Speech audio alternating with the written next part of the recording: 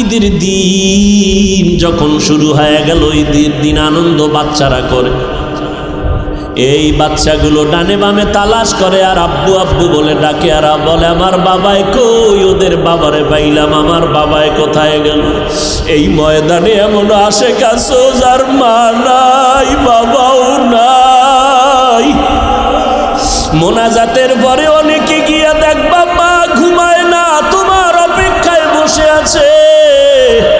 মা ডেকে বলবে বাবা আয়, তাড়াতাড়ি আয়, আমি তোর জন্য অপেক্ষা করি, খানাও খাই নাই।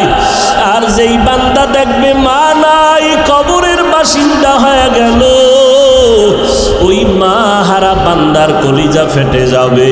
ও আল্লাহর বান্দারা, ওই মা বাবারে কষ্ট দিও না রে বাবা। ওই মা বাবার চোখের পানির কারণে আজকে চেয়ারে বসে বয়ান করতেছি। ওই মা বাবার কত দোয়া, চোখের পানির কারণে তুমি পরীক্ষায় ভালো নাম্বার পেয়েছো। ওই মা বাবার দোয়া, চোখের পানিতে তুমি টাকা পয়সা বাড়ি গাড়ির মালিক হয়েছো। ওই মাকে যারা এখনো হারায় ফেলছো, চোখের পানি ছেড়ে দোয়া করো। আর যার মা বেঁচে আছে ঘরে গিয়া বলিও মা, তুমি মাথায় হাতটা দিয়া দোয়া করিয়া দাও। আজকে মোনাজাত ধরলাম, আমার ডানে কান্নার আওয়াজ, আমার বামে কান্নার আওয়াজ, আমার চোখে কেন পানি নাই? মা গুনার কারণে বুঝি আল্লাহ বেজার হয়ে গেছে, আজকে থেকে আর গুনাহ করব না রে মা। তুমি যদি একটু দোয়া করে দাও, মা যদি মাথায় হাত দিয়া দোয়া করে, আরশে আজিমে কবুল হয়ে যাবে। বাবা যদি দোয়া করে, আরশে আজিমে কবুল হয়ে যাবে। ও নিষ্ঠুর সন্তানেরা, এত নিষ্ঠুর কেন হয়েছ? এখনো কি আমার আল্লাহর কথা মনে পড়ে না? অবিশ্বাস করো, আল্লাহর কোরআনকে মিথ্যা মনে করেছো, নবীজির কথা মিথ্যা মনে করেছো, উলামায়ে আহলে হকের কথা কি মিথ্যা মনে করেছো? অনুরোধ করে বলবো না রে বাবা, মরণের খবর নাই রে বাবা। ওই অন্ধকার কবরে ডানে মাটি বামে মাটি, সাদা তিনটা কাফন ছাড়া কিছুই না। আল্লাহ না করুক যদি গুনাহ নিয়ে কবরে হাজির হও, আল্লাহ বলবে রে কবরের মাটি দুই পার্শ্ব থেকে জোরে জোরে চাপ দাও। এত জোরে চাপ দিবে পাজরের হাড় চুরমার হয়ে যাবে। আল্লাহর বান্দার, আমার আল্লাহর মোহাব্বত নিয়ে তওবা করো, জীবনে আর আল্লাহকে ভুলবো না, নবীর তরিকার বাইরে চলবো না। অনুরোধ করে বলি, নবীর তরিকা মতো নামাজ পড়েন, দাড়িটা লম্বা করেন। আমার নবীরে ছাড়া আপন কেউ নাই, আমার আল্লাহ ছাড়া আপনার আমার আপন কেউ নাই। আমার নবী আপনার জন্য কেমন পাগল। আমার নবী তায়েফের ময়দানে নিজে হেঁটে হেঁটে কালেমার দাওয়াত নিয়ে যখন যায়, ওই তায়েফের বেদিনরা বলে বাচ্চাদের পাথর মেরে তাড়ায় দাও, মক্কার একজন পাগল চলে আসছে। ওই তায়েফের বাচ্চাগুলো যখন পাথরগুলো নিক্ষেপ করে, আমার মায়ার নবী কেমন দামি নবী, যেই নবীর শরীরে মশা মাছি পড়া হারাম, যেই নবীর শরীরের ঘাম থেকে মিস্কের ঘেরান, যেই নবীরে সূর্যের আলো কষ্ট দেয় না, মেঘের খণ্ড ছায়া দেয়, ওই নবীর শরীরে পাথরের আঘাত, পাথরের আঘাতে রক্ত পড়ে পড়ে জুতা আটকায় গেল। আমার আল্লাহ কয় জিবরাইল যাও। আমার নবী চোখের পানি ছেড়ে কান্না করে, সহ্য করা যায় না। এখনই যদি অর্ডার দেয়, তায়েফের জমিনটা উল্টায় মানুষগুলো ধ্বংস করে দাও। জিবরাইল আমিন আইসা আল্লাহর সালাম দিয়ে বলে, নবী আপনার রক্ত ঝরা অবস্থা আল্লাহ সহ্য করতে পারেন না, এখনই যদি অর্ডার করেন তায়েফের জমিন উল্টায় ধ্বংস করে দেই। আল্লাহর নবী চোখের পানি ছেড়ে বলে, ভাই জিবরাইল এদেরকে কিছু বলবা না, এরা আমারে চিনে না, আমি কেমন মানুষ। এরা যদি জানতো আমি মুহাম্মদের মা নাই, আমার বাবা নাই, আমি দুনিয়াতে আসি আব্বা বলে ডাকতে পারি নাই, আমি শিশু বেলা আমার মা হারায় আমি বড় এতিম হয়ে গেলাম। আমি এই উম্মতের কাছে এত কৃতজ্ঞ, এদের মারবা না, একদিন এরা বুঝবে, দিনের কাজে তারা আসবে। এরে নবীর উম্মতের দলেরা, তোমার আমার জন্য নবী এখনো পাগল। আল্লাহর নবীর কাছে উম্মতের খবর ফেরেশতারা পৌঁছাইয়া দেয়, হাসরের কঠিন দিন, সূর্যের গরমে মাথার মগজগুলো টাস টাস করে ফেটে যাবে, জমিনটা পুড়িয়া তামা হয়ে যাবে।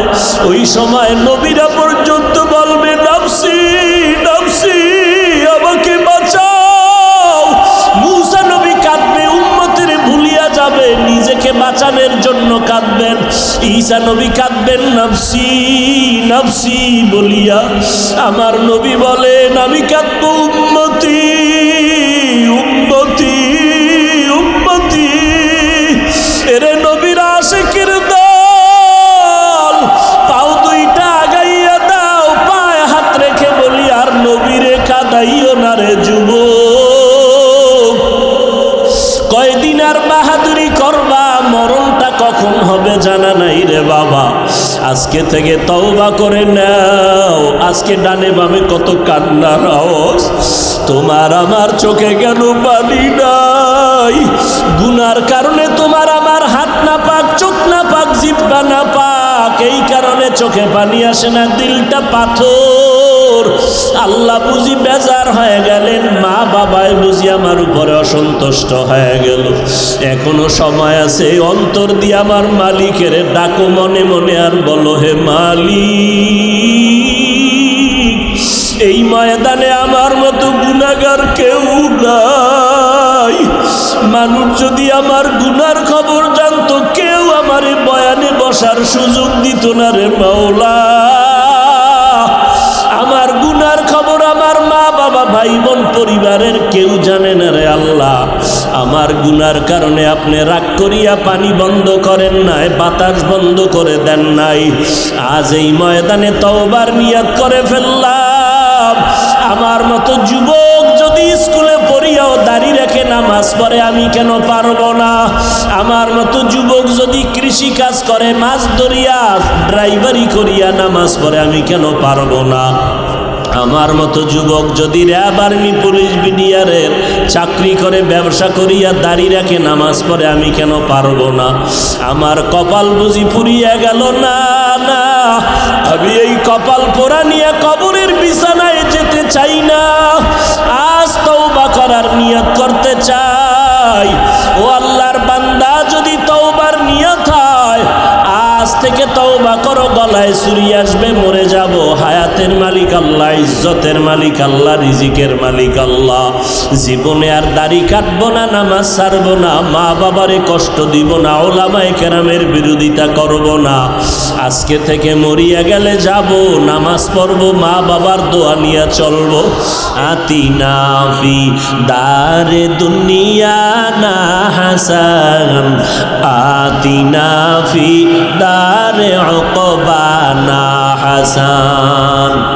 এই মিয়া, ডায়েরি লইয়াও ওয়াজ করার অভ্যাস জীবনে করি নাই, আর কম্পিউটার ল্যাপটপ লইয়া বইয়াও বয়ান করার কোনো অভ্যাস করি নাই। কি বয়ান করব আজকে এখানে আইসা, এই চিন্তাও খুতবার আগে করি নাই। এখানে আইসা বসার পরে আউযুবিল্লাহ যখন কই, তখন মাথায় ঢুকাইছি কোন আয়াতটা পড়ুম। কয়েকটা আয়াত সামনে আইছে, এইটা পড়ে ফেলাইছি। এখন এই আয়াতের আলোকে কি কি কথা আমি কব, এটি কি সিরিয়ালে মুখস্থ করে আসছি? এটা সম্ভব? আল্লাহর উপরে ভরসা করে বসছি।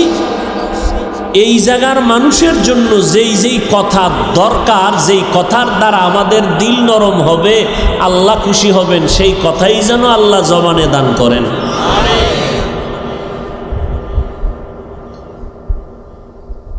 আসলে আপনাদের কি বলবো, কথা তো অনেক জায়গায় বসলে আসেও না, আর অনেক জায়গায় শেষ হয় না। আল্লাহ যে কোরআনে তাফসির করছেন, তাফসির, আপনারা তো তাফসিরের ভক্ত বেশি। 10টা আয়াত তরজমা কইতে পারলে টাটকা মুফাসসির হয়ে যান। আল্লাহ হেদায়াত দান করেন। তাফসির, যে আল্লাহ তাফসির করছেন, কোরআন শরীফে ওয়াজ করছেন। আল্লাহর কোরআনে আয়াত সংখ্যা আম্মাজান আয়েশা রাদিয়াল্লাহু আনহার প্রসিদ্ধ বর্ণনা মতে কত? 6600। এই কয়েকটা কথা খুব খেয়াল করবেন। উঠা বসা করলে মোনাজাতটা দিয়ে চলে যাবো, রাত্র অনেক হয়ে গেছে। দিমু মোনাজাত দিমু, তা আবার দেখা হবে তো। রায়পুর আবার কবে জানি আছে, 7 তারিখের দিন আবার দেখা হবে। কি বলেন আপনারা? তাহলে উঠবেন না, কাউকে উঠতেও দিবেন না, বয়ে বয়ে দোয়া ইউনুস পড়েন। বলেন এবার কোরআন শরীফের আয়াত সংখ্যা কত? 6600। আপনারা জানেন, আমি একটু স্মরণ করায় দিতেছি, টোটাল কোরআন শরীফের মধ্যে মাত্র 500 আয়াতে আল্লাহ বিধান দিয়েছেন। কত আয়াত? 500 আয়াত। বিধান কাকে বলে? এই যে বিধান, কই বিধান? বিধানের আয়াত কত বলেন সবাই? আমি জানি আপনারা এলাকার সব মানুষ শিক্ষিত মানুষ, আমি বান্দা মূর্খ, আপনারা শিক্ষিত। ভুল হলে ধরাই দিন, সবার সামনে তওবা করব। আল্লাহ খুশি হবে না বেজার? সম্মান কিছুটা কমবে, এই তো। আর কি মিয়া সম্মান বান্দা কমাইতে রে, এই মিয়া বান্দা সম্মান কমাইতে রে, কম জ্বালান জ্বালাইছে, হ্যাঁ সম্মান কমছে না বাড়ছে? তাবলীগের বিরুদ্ধে কম বয়ান চলে না বেশি? কমছে। চরমনের বিরুদ্ধে, উজানির বিরুদ্ধে, দেওবন্দীদের বিরুদ্ধে, কওমির বিরুদ্ধে বয়ান কম চলে? কমছে। কেন? ওই আয়াত গেছি কে, ওই যে পিছে একটা আয়াত থুইয়েছে, হঠাৎ মনে হয়েছে, কুল জা আল হক আল্লাহর কোরআনে বলে হক আসলে বাতিল পালাবে। বাতিল ওয়াদা কার? বাতিল পালানোর ব্যাখ্যা 3টা। কয়টা? এক ব্যাখ্যা, বাতিল জাগায় খোদার গজবে মরে যাব। 2 ব্যাখ্যা, ওই এলাকা ছাইরে অন্য দেশে ভাগবে। 3 নাম্বার ব্যাখ্যা, তওবা কইরা হকের পক্ষে আসবে। তওবা করে, এগুলো বাতিল পালাবার 3 ব্যাখ্যা। শেষ। এই কথাটা বলছিলাম আবরার সাহেবের কথার তুলনা টানতে গিয়া। তাহলে বিধানের আয়াত 500। বিধান কাকে বলে? প্রশ্ন রেখে গেলাম। আপনারা তাফসির শুনেন যেহেতু সব জানেন, আমি আর ভিতরে ঢুকলাম না। যেহেতু নোয়াখালী লক্ষ্মীপুর এই অঞ্চলে যথেষ্ট পরিমাণ মুফাসসির আসেন এবং এরা দীর্ঘ টাইম কোরআন সামনে নিয়ে হাতে নিয়ে তাফসির করেন, যেই তাফসিরের চিন্তাও আমার বান্দা করলেও ভুল, কারণ ওই লাইন নিয়ে আমি যাইতে পারি না। লঙ্গি ভরা মৌলবী আর কত আগাইব? এরপরে যদি ওই আবার পীরের দালাল, তা তো উপায় নেই। এবার বলেন, বিধানের আয়াত যদি 500 চলে যায়, আছে কত? এই যুবকেরা বলেন, গড়ে ধরেন 6000। এই 6000-এর উপরে আয়াত যা আছে, এই আয়াতের মধ্যে আল্লাহ শুধু ওয়াজ করেছেন। কি বলেন? কি? এবার ওয়াজের অর্থ কি? ওয়াজ কাকে বলে?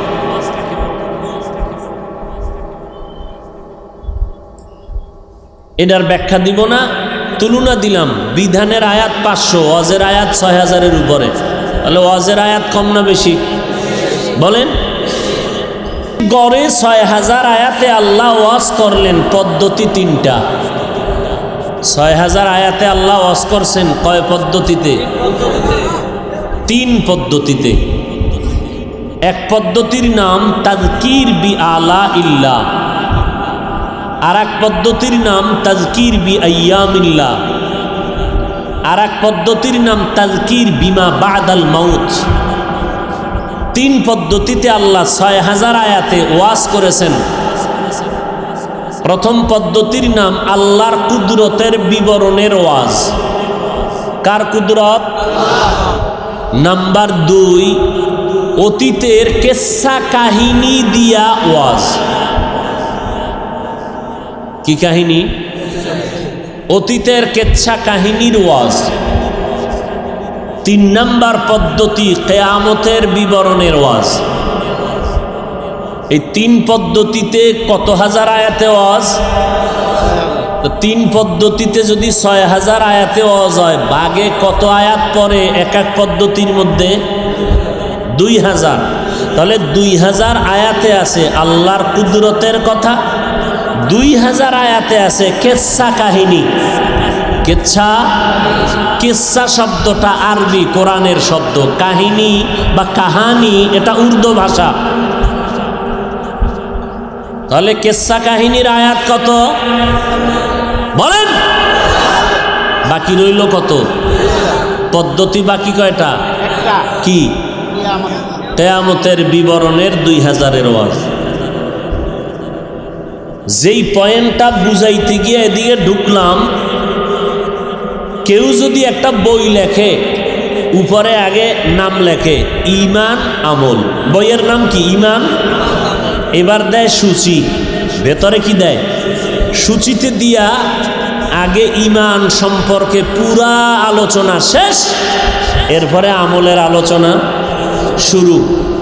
তাহলে আল্লাহ যে 3 পদ্ধতিতে 6000 আয়াতে ওয়াজ করলেন, আল্লাহর কুদরতের 2000, কিসসা কাহিনীর 2000 আয়াত, এরপরে কিয়ামতের বিবরণের 2000 আয়াত। এখন আল্লাহ কি ওইভাবে পদ্ধতি আল্লাহর কুদরতের 2000 আয়াতের বয়ান শেষ কইরা এরপরে কিসসা কাহিনীর 2000, এরপরে আবার কিয়ামতের 2000 এইভাবে? না না, আল্লাহর কোনো সিরিয়াল নেই। প্রত্যেকটা পৃষ্ঠায় পৃষ্ঠায় কুদরতের কথা, কিয়ামতের কথা, ইতিহাসের কথা। দুনিয়ার মানুষ সিরিয়াল নিয়ে চলে, নিয়মতান্ত্রিক। আল্লাহর সিরিয়াল নাই কেন বয়ানের? আল্লাহ কয় আমি কুদরতের বয়ান করছি মানুষকে কুদরতের জ্ঞানী বানানোর জন্য নয়, আমি ইতিহাসের বয়ান করছি 2000 আয়াতে মানুষকে ঐতিহাসিক বানানোর জন্য নয়, আমি কিয়ামতের ওয়াজ করছি কোরআন শরীফে 2000 আয়াতে মানুষকে জ্ঞানী বানাবার জন্য নয়। টোটাল কোরআন শরীফ আমি নাজিল করছি হুদাল্লিল মুত্তাকিন, কোরআন শরীফ নাজিল করছি হুদাল্লিন নাস, গোটা জগতের মানুষের হেদায়েতের জন্য।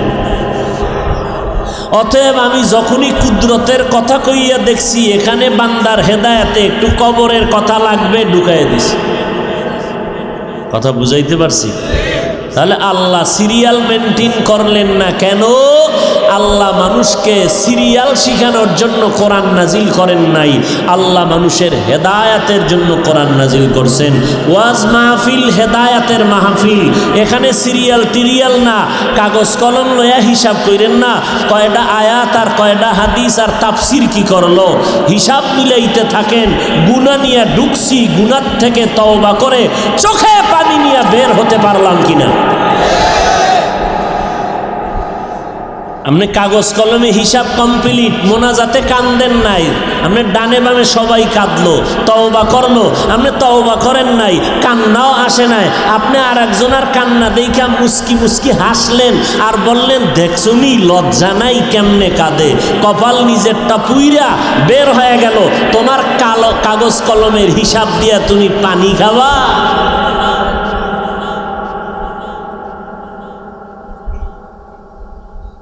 আল্লাহ হেদায়াত দান করুন। আল্লাহ আপনি সবার আগে আমাকে হেদায়াত দান করেন, আমার ভাই বোন যুবক যুবতী সবাইকে আপনি হেদায়াত দান করেন। হেদায়াত বড় কঠিন জিনিস, বড় কঠিন। নবীজির মতো দামি কেউ আছে নাকি? জানা মতে কোনো পীর সাহেব নবীর থেকে দামি? মুফতি সাহেব? সেই নবী আল্লাহর কাছে হেদায়েতের দোয়া করেন, আল্লাহুম্মা ইহদিনাস সিরাতাল মুস্তাকিম, হেদায়ার মালিক আপনি আমাকে সঠিক জান্নাতে যাওয়ার হেদায়েতের পথ দান করেন। নবী যদি হেদায়েতের দোয়া করতে পারে রে মুমিন, তুমি আমি তো লাইনেই নাই, সিরিয়ালেই নাই, তোমার আমার কি পরিমাণ হেদায়েতের দোয়া করা দরকার। ও আল্লাহ, বয়ানে বসলাম, কত মানুষ কান্না করে তওবা করে গুনাহ থেকে বাঁচলো। আমি টুপিওয়ালা আলেম দাবি করলাম, একজনে আলেম না, কোরআন পড়তে পারে না, নামাজের সূরা কেরাত জানে না, কিন্তু লোকটা মোনাজাতে এই পরিমাণ কান্না করলো, মনে হয় যেন কি হারাইয়া ফেলছে, তালাশ করে আল্লাহ, মনে হয় আমি কি যেন হারাইলাম, তুমি আমারে তাড়াতাড়ি হেদায়েতের দরজায় ফিরায় দাও। ওই লোকটা আলেম হইয়াও আলেম না হইয়াও কানলো। ওই বান্দা কান্না করে আমার মালিকের রাজি করে ফেললো। আর আমি মাওলানা, আমি মুফতি সাহেব, আমি মুফাসসির, আমি মুহাদ্দিস, আমার আমলের খবর নাই, আমার সুন্নতের আমলের খবর নাই। আমি পানি পান করি, বাম হাতে পান করি, আমার চোখে পানি নাই, আমার দিলটা নরম নাই, এক জায়গায় বসলেই শুধু গীবত শিকায়াত করে সময় কাটাই। ও বান্দা, এই জন্য নিজেকে মনে করবা ওই একজন আওয়ামুন্না সাধারণ মানুষের থেকে আমার দাম দুর্বল, কারণ ওই বান্দার চোখে পানি, আমার চোখে পানি নাই। অথচ আল্লাহ কোরআনে বলে বেশি করে কাঁদো, কম করে হাসরে গোলাম, ফালিয়াজহাকু কালিলা ওয়ালিয়াবকু কাসীরা। মদিনার নবী বলেন ইবকু ফাইল্লাম তাবকু ফাতাবাকু। ও বান্দা কান্না করো, কান্না যদি না আসে কান্নার বাহানা করো, কান্নার বাহানা করলেও তোমার সওয়াব হবে। একজনে কান্নার বাহানা করে, চোখে কি নাই, নবী কয় সওয়াব হবে, আর নিমক হারামের গোষ্ঠী কয় দেখ হুদাই কান্দে চোখে পানি। এরকম গাদ্দার আছে না নাই? নবী কয় কান্না যদি না আসে বাহানা কর, এতো সওয়াব। আর রসুলের দুশ্মন কি কয়, হুদা কান্দে চোখে কি নাই, পানি নেই। আল্লাহ আমাদেরকে মাফ করে দেন। মিনহা খালাকনাকুম, আল্লাহ বলেন এরে মানুষ আমি তোমাদেরকে মাটির থেকে সৃষ্টি করলাম। আর এক আয়াতে বলে রক্ত থেকে, আর এক আয়াতে বলে নাপাক পানির থেকে। তিন কথার সমন্বয় কি? এক নম্বর জবাব, আল্লাহ বলেন আমি তোদেরকে মাটির থেকে সৃষ্টি করছি, এটাই আসল, এটাই বাস্তব, এটাই বাস্তব, এটাই আসল। অন্য কথাগুলো এর সংযুক্ত, মিলাইয়া নাও। কেমনে মিলাইবা? বলে আমি আল্লাহ নাপাক পানিটাকে রক্তর খণ্ডে পরিণত করলাম, আবার এই রক্ত গোশত বানাইলাম, হাড্ডি বানাইলাম, এর উপরে আবার গোশত দিলাম। আমি আল্লাহ পাক রব্বুল আলামিন মূল কথা বুঝাইলাম, তোমারে মাটির দ্বারা বানাইলাম। বলে কেমনে? তোমাদের আব্বা জান আদম আলা নবিয়িনা ওয়া আলাইহি সালাতু ওয়াস সালামকে আল্লাহ নিজে ডাইরেক্ট মাটির থেকে বানাইছেন, আর আব্বা জান থেকে আম্মা জান হাওয়া আলাইহিস সালামকে বানাইলেন। আর আব্বা আম্মার সংমিশ্রণ আর মিলনের মাধ্যমে আল্লাহ বছরে 2টা করে সন্তান দান করেছেন। মা বাবা যেই পদার্থের হবে সন্তান ওই পদার্থের হবে। মা বাবা যেহেতু মাটির সন্তান, আমরাও মাটির। কথা বুঝেন? নাম্বার 2, আল্লাহ বলেন তোরা মাটির কেমনে জানুনি? যেই নাপাক পানিটা বাবার থেকে মায়ের বাচ্চা দানিতে যায়, ওই নাপাক পানি শরীরে তৈরি হয় খাদ্যর মাধ্যমে, ভিটামিন মাধ্যমে, আর ওই খানাটা তৈরি হয় মাটির মধ্যে। এই দিক থেকে তোরা মাটির। নাম্বার 3, যখন মায়ের গর্ভে নাপাক পানিটা ফেরেশতারা মন্থন করে, ওই মেহনতে লেগে যায়, আল্লাহ অর্ডার করে ফেরেশতা জলদি করে যা, এই বান্দা যেখানে কবর হবে ওই কবরের থেকে 1 চিমটি মাটি এনে নাপাক পানিতে মিলায়া দাও। ফেরেশতা কোথায় কবর হইব জানি, আল্লাহকে আমি গাইবের মালিক আমি জানি, অমুক জায়গায় যাও, পানি নাপাক পানিতে 1 চিমটি মাটি লাগায় দাও, এরপরে এটাকে রিপেয়ারিং করতে থাকো, এটাকে আমি আল্লাহর কুদরতে রক্ত হবে, গোশত হবে, হাড্ডি হবে। কারণ এদিক থেকেও মাটির সৃষ্টি আমরা। প্রশ্নকারীরা প্রশ্ন করবেন, যেই লাশটা আগুনে পুড়িয়া নিশ্চিহ্ন হয়ে গেল, যেই লাশ নদীর মধ্যে গলে গেল, কোনো অস্তিত্ব নাই, তাহলে এর কবর কই? লাশের তো কোনো অস্তিত্ব নাই, কবরও নাই, এখানে কোথা থেকে মাটি আনবে? এর লাশও নাই, আগুনে পুড়ে গেছে না, এর অস্তিত্ব আছে? মুফাসসিরিনে কেরাম বলেন আল্লাহ কেমন কুদরতের মালিক। আমাদের পিঠের মধ্যে সোজা একটা হাড় আছে যেটাকে মেরুদণ্ড বলি, আসেনি পিছনে? ওই পিঠের মেরুদণ্ডে হাড়ের একেবারে নিচে মার্বেলের মতো একটা গোড়া আছে। আগুনেও পুড়িয়া যাক, পানিতেও যদি নিচ্ছিন্ন হয়ে যায়, ওই গোটা কখনো নষ্ট হবে না। কোনো না কোনো এক সময় এই গোটা মাটির সাথে গিয়া মিশে যাবে, মাটির সাথে গিয়া লাগবে, আর ওই জায়গায় হবে তখন ওই কবর। যাও ওখান থেকে মাটি এনে মিশায় দাও, আর কিয়ামতের দিন ওখান থেকে আল্লাহ প্রত্যেকের উঠাবে। ওই যে গোটা যেখানে মাটিতে লাগবে পড়ে থাকবে, ওখান থেকে কিয়ামতের দিন আমরা উঠবো, এক একজনে আকৃতি নিয়া, সুন্দর দেহ নিয়া। এত যুক্তি দিয়া কি বুঝাইতে চাইলেন আমার আল্লাহ? যে ও মানুষ, তোমরা মাটির সৃষ্টি। এটা ফাইনাল সিদ্ধান্ত। কার সিদ্ধান্ত? স্থায়ী না অস্থায়ী, এখানে কলম ধরার কোনো সুযোগ নাই।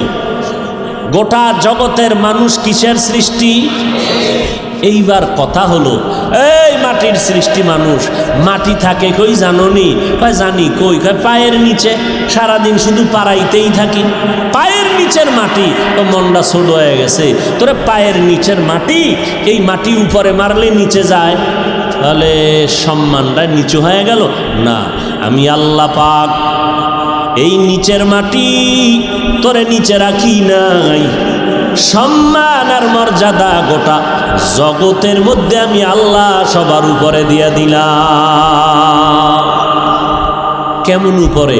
আলাকাদ কাররামনা বানি আদম ওয়া হামালনাহুম ফিল বাররি ওয়াল বাহরি ওয়া রাযাকনাহুম মিনাত তাইয়্যিবাত ওয়া ফাদ্দালনাহুম আলা কাসীরিম মিম্মান খালাকনা তাফদীলা। আল্লাহ কয়, ও মানুষ, তোর সম্মান কত জানো? স্থলে পানিতে চলার মতো বাহনের ব্যবস্থা করলাম, এরপরে আমি উত্তম রিজিকের ব্যবস্থা করলাম, আবার গোটা মাখলুকতের মধ্যে তোমাকে শ্রেষ্ঠত্বের মর্যাদা দিয়া আবার পরস্পরে তোমাদের মধ্যে একে অন্যের তুলনায় মর্যাদাবান করে দিলাম। সারা দুনিয়ার মাখলুকতের মধ্যে মানব জাতি শ্রেষ্ঠ, মানুষের মধ্যে মুমিনেরা শ্রেষ্ঠ, সমস্ত মুমিনের মধ্যে আম্বিয়া কেরাম হলেন শ্রেষ্ঠ, আর সব আম্বিয়া কেরাম তথা মাখলুকতের মধ্যে আপনার আমার নবী রহমাতুল্লিল আলামিন শ্রেষ্ঠ। মাটির সৃষ্টি শ্রেষ্ঠ, কোনো সন্দেহ? আল্লাহ বলেন আমার কাছে নূরের সৃষ্টি শ্রেষ্ঠ না, আমার দরবারে আগুনের সৃষ্টি শ্রেষ্ঠ না, মানুষ মাটির সৃষ্টি আমার কাছে শ্রেষ্ঠ, কোনো যুক্তি চলবে না। আদমেরে বানাইয়া এবার ফেরেশতাদের বললাম আদম শ্রেষ্ঠ কিনা, অনেক আলোচনার পরে ফেরেশতারা বললেন হ্যাঁ। এটা হ্যাঁ বললে হবে না, সেজদা দিয়া সম্মান করিয়া দেখাও। উসজুদু লি আদম, আদমের তাড়াতাড়ি সেজদা করো। ফাসাজাদু ইল্লা ইবলিস, সবাই সেজদা করলো, কে করে নাই? আল্লাহ কয় ইবলিস, তুই আমার এত আদরের, এমন একটা জায়গা নাই আসমানে যেখানে সেজদা করো নাই, জমিনে এমন একটা জায়গা নাই যেখানে সেজদা করো নাই। এমন আদরের বান্দা, এমন আদরের গোলামি তুই আমার করলি, আমি আল্লাহ তোরে খুশি হইয়া বুজুর্গ নামের টাইটেল দিলাম। তোর ইবাদতে আমি আল্লাহ খুশি হইয়া তোকে আরেফ নামের টাইটেল দিলাম, তোকে আমি খাজেন নামের টাইটেল দিলাম, তোরে আমি আল্লাহ মুত্তাকির টাইটেল দিয়া দিলাম। কেন সেজদাটা করলি না? ইবলিস কয় রে মালিক, আমার যুক্তিতে মিলে না। তোর যুক্তি? আমার যুক্তি কি? খালাকতানি মিন নার ওয়া খালাকতাহু মিন তিন। রব্বুল আলামিন আমারে বানাইছো আগুন দ্বারা, আদমেরে বানাইছো মাটির দ্বারা। আগুনের গতি উপরে, মাটির গতি নিচে। মাটির গতি কখনো উপরে যায় না, আগুনের গতি উপরে। যুক্তি কয় ইবলিসের সেজদা করবে, আমারে করবে আদম, তুমি উল্টা কেন কও আমি আদমেরে করব? এটা যুক্তিতে মেলে না। আল্লাহ কয় ফাখরুজ, বের হয়ে যা রে বেঈমান, জীবন দেওয়ার যত ইবাদত করলি, ফেরেশতাদের সর্দার হইলি, শিক্ষক হয়ে পড়াইলি, এত পরিমাণ ইবাদত করলি, আমি আল্লাহর একটা আদেশের সামনে যুক্তি কেন দিলি রে শয়তান? মালিকের গোলামের কাজ হলো মালিকের আদেশ মানিয়া নেওয়া, বুঝে আসুক আর না আসুক মালিকের কথা মতো বান্দা চলবে, মালিকের হুকুম মতো চলবে, বুঝে আসলেও মানতে হবে, বুঝে না আসলেও মানতে হবে। কেন তুই যুক্তি পেশ করলি? আমি আল্লাহ সহ্য করতে পারলাম না, তোরে আজকে শুধু জাহান্নামী দিলাম না, আমি চিরস্থায়ী তোরে জাহান্নামী বানায় দিলাম। কেন আল্লাহর সামনে যুক্তি দিলি কেন?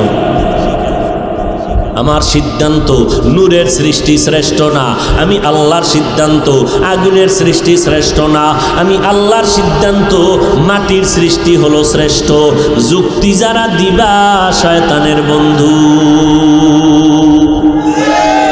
আল্লাহর সিদ্ধান্তের উপরে কোনো যুক্তি চলবে? যাও, যুক্তি দিলা কেন? বের হয়ে যাও। তাহলে মানুষ মাটির থেকে বানাইয়া আমাদেরকে প্রথম সবক দিলেন, তোমরা মাটির সৃষ্টি ঠিকই, কিন্তু সম্মানটা পায়ের নিচে না, সম্মান সবার উপরে। এখন এই সম্মান পাইয়া একেবারে আমারে ভুলে যাইও না, খবরদার। আমি আল্লাহ তোমারে বড় আদর করে বানাইছি, তোমার এই সম্মানের কারণে তুমি বেপরোয়া হয়ে যেও না, কারণ তুমি বাহাদুরি করিও না, অহংকারী করবা না। আমি আল্লাহ তোমার শ্রেষ্ঠত্ব মর্যাদা দিয়া, আমি আল্লাহ পাক তোমার মর্যাদা দিয়া আমি জান্নাত পর্যন্ত পৌঁছাইতে চাই। মর্যাদা পাইয়া বাহাদুরি করবি না। আর বাহাদুরি কেন করবি রে গোলাম? টাকার গরমে। ও বান্দা, নোয়াখালী লক্ষ্মীপুর তোর কাছে যেই পরিমাণ টাকা আছে, চাঁদপুর জেলাওয়ালার কাছে, ঢাকাওয়ালার কাছে ওই টাকার সমান তোমার টাকা নাই। আবার ঢাকার রাজধানীতে টাকাওয়ালা, টাকার গরম ভাব দেখাইও না। ইন্ডিয়াওয়ালার কাছে যেই টাকা, ওই পরিমাণ টাকা তোমার হাতে নাই। ইন্ডিয়াওয়ালার থেকে টাকা আমেরিকাওয়ালার বেশি। আল্লাহ কয়, সারা দুনিয়ার মানুষের তুলনায় আমি আল্লাহ হলাম ধনী, সবাই হলো ফকির। অতএব টাকার বাহাদুরি করা যাবে, কারণ এটার কোনো ভ্যালু নাই। 2 নম্বরে ক্ষমতার শেয়ার। আরে তুই কয় কেজি ওজনের শেয়ার পাইছো? নমরুদ্দের চেয়ে বড়টা। যেই নমরুদ ওজন পাইয়া, চেয়ার পাইয়া, আমি আল্লাহকে মেরে ফেলার জন্য তৈরি হয়ে গেল নমরুদ। ওই বেঈমান ফেরাউন নিজেকে শুধু খোদা দাবি করে নাই, আনা রব্বুকুমুল আলা, শুধু খোদা বলে নাই, বলছে আমি সবার থেকে বড় খোদা। ও বান্দা, ইতিহাস জানোনি? ওই নমরুদের আমি আল্লাহ আমারে মাইরা ফেলার জন্য রেডি হয়ে গেছে, তীর মাইরা আমারে সাইজ করে ফেলাইব। আল্লাহরে মারলে ঝামেলা শেষ। নমরুদ রেডি হয়ে গেল। একটু চিন্তা করতো, ওই নমরুদের পাওয়ারকে নষ্ট করতে গিয়া আমি ফেরেশতা পাঠাইছি। একটা অসুস্থ মশা, সাথে জোতা মোবারক। ফেরাউনের নীল লোহিত সাগরে চুবাইয়া ডুবাইয়া ধ্বংস করে দিলাম। কেমন পাপিষ্ট! ফেরাউনের লাশ আজ মিশরের মধ্যে আছে। মশায় যায় না, মাছিতেও যায় না, মাটিতেও খায় না। কথা ঠিক নি? ফেরাউনের লাশটা দেখো মিশর জাদু ঘরে, খায় না মাটি, পোকা মাছি সবাই ঘৃণা করে। কথা ঠিক নি? সারা দুনিয়ার মুমিন বাপ, সারা দুনিয়ার বিধর্মীর ঘর তালাশ করো, সারা দুনিয়া, বাংলাদেশ সহ সারা দুনিয়াতে খুঁজে দেখো, কোনো ঘরে মিস্টার ফেরাউন নামে একজন ছেলে আসেনি? নমরুদ নামে একজন ভাবেন। যদি বলা হয় ভাই তোমার ছেলেটার নাম তুমি নমরুদ রেখে দাও, ফেরাউন রাখো, মাসে মাসে 1 লাখ টাকা দিব, রাজি হবে কোনো বেঈমান? আমগো সোনার বাঙালি না, বাঙালিরে চিনেন? ডাক্তার কয় মিষ্টি খাওয়া হারাম, এ সবে বরাতে গেছে মসজিদে জেলাপি খেতে। হায় হায়, হ্যাঁ গিয়ে প্যাকেট নিয়ে টানাটানি দুম কিলাকিলি, এমন কিলাকিলি জেলাপি 2 প্যাকেট নিতে গিয়ে শেষে একটাও পায় না, ফাড়ার তলে ভইরা ভর্তা বানায় এলেছে। এবার মসজিদ থেকে বেরোয়, খোদার কসম আল্লাহ জানে এহেন আর না আনে। এর নাম বাঙালি। ওই বাঙালিরে যদি কয় 1 লাখ টাকা দিব ছেলের নাম ফেরাউন রাখবিনি, একটু ভাবার মতো টাইম দাও। ভাইবা টাইবা কয় টেলিফোনে কথা বলা হবে না, ডাইরেক্ট বলতে হবে আসো। মাসে মাসে 1 লাখ টাকা পাঠাইও, ছেলেটার নাম ফেরাউন নমরুদ রাইখে দিলাম, পরে তওবা করে নিও। কি অসম্ভবের কিছু? হ্যাঁ, আরে মসজিদের টাকা চুরি করে নেয়, এর দ্বারা কি না অসম্ভব হতে পারে। বাঙালি সায়েদাবাদ বাস টার্মিনালে কালেকশন করে, চান্দা উঠায়, মসজিদের টাকা দাও, মসজিদ করব, মসজিদ টাকা দাও। ডেইলি একজন আয় যায়, অফিস করে, টাকা দেয়, 10 টাকা 20 টাকা 100 টাকা।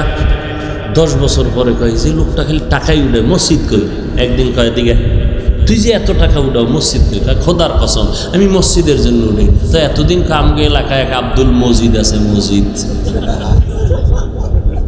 ওই মসজিদের জন্য টাকা উঠাই আর আমি খাই।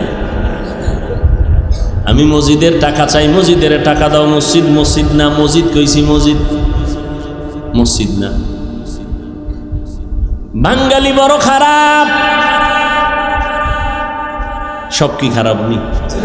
নোয়াখালীর মানুষ বালা। কে এই যে কয়দিন আগে এদিকে আইছিলাম না, নোয়াখালী কই জানি, না না আর 2-3 দিন আগে বলছিলাম, ও নোয়াখালীর মানুষ তোমাকে কপাল সান কপাল, টের পাইলে না? এই যে শুরুতে বলছিলাম না, বৃহত্তম লক্ষ্মীপুর নোয়াখালীর মানুষ, তোমার জমিনে কারি ইব্রাহিমের জন্ম। এই জমিনের সন্তান মুফতি দেলাওয়ার, এই জমিনের সন্তান হাফিজি হুজুর, এই জমিনের সন্তান কেমন আল্লাহওয়ালা, যিনি তাফসির করতে গেলে বহু এলেম নিয়ে বসা লাগতো তার তাফসির বুঝার জন্য।